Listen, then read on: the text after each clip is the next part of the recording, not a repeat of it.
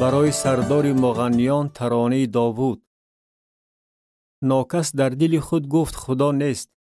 آنها فاسد شدند، کارهای زشت کردند، نیکوکار نیست. خداوند از آسمان به بنی آدم نظر انداخت تا ببیند که آیا کسی صاحب فهم و طالب خدا هست؟ همه روی تافتند، با همدیگر فاسق شدند. نیکوکار نیست، یک نفر هم نیست.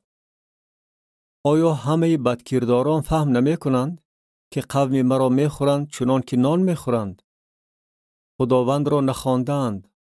آن وقت سخت هراسان شدند، زیرا که خداوند در نسل عادلان ظاهر گردیده است.